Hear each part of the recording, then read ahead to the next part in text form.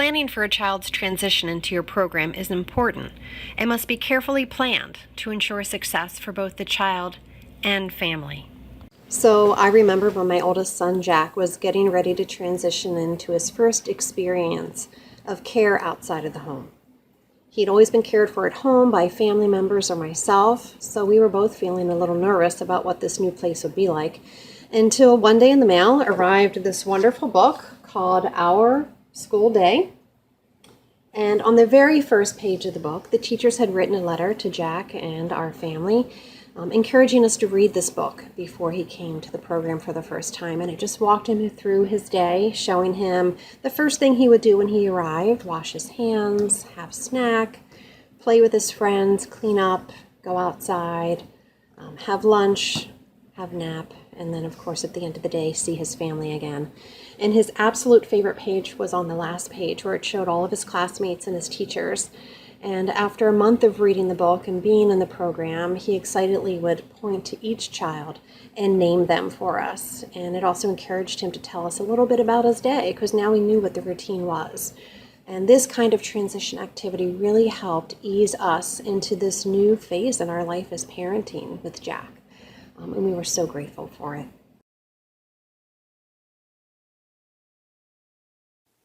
The first step you can take in building a meaningful relationship with families is to review the family information form that they completed upon enrollment. This form gives us a peek into the life of the child at home. We might learn what the child's favorite foods are, their favorite song to sing, or their favorite book to read.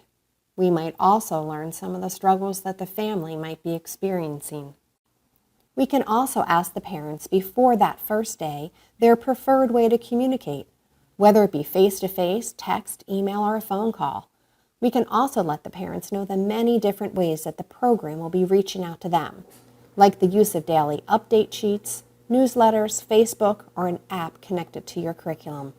This sends a clear message that we value them and want to work with them to best support their child. Another great way to introduce the child and family to the program is to send home photos with brief bios of their new caregivers. This way, the child will see a familiar face on that first day.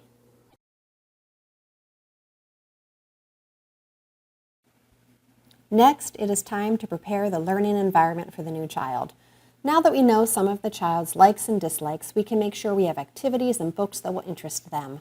We can also label their cubby, add a family photo to either a class family book or a small picture frame. This sends a clear message to the child that we thought about them. If we discover that a child is a dual language learner and does not recognize their name in English, we could invite the family to write their name in their home language. If we learn that a child has a food allergy, we can update the food restrictions chart so that all adults are aware of this child's needs. Lastly, place a visual schedule at the child's eye level. This can be checked each morning as the children and families arrive at your program. The schedule can include real photographs of the children or clip art of children as they move through their daily routine.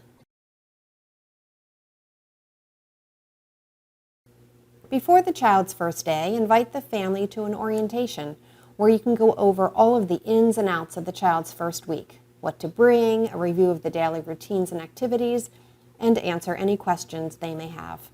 The child can also have a shadow visit where they spend a short time in their new program, giving them a chance to meet their caregiver, some of their peers, and to learn about the daily routines firsthand, like hand washing, eating lunch, playing with their peers, and transitioning to outside. This can reduce the child's fears for that first full day. If the family is concerned that their child will have difficulty separating the first day, they can be invited to bring a familiar toy with them. You could also use a window wave. This can be done at the door or at a nearby window. This helps the parent and the child have closure by waving goodbye or blowing kisses.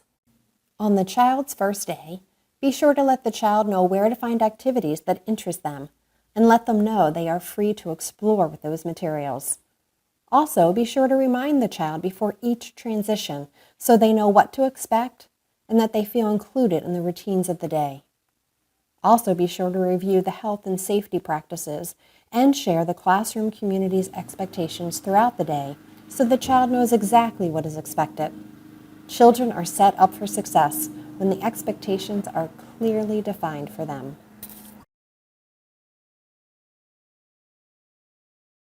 So, to make transitions smooth for children and families, review the family information form, prepare the environment to meet the child's individual needs, and orient the families and the child so that they know what to expect and feel fully supported on those first few days with you.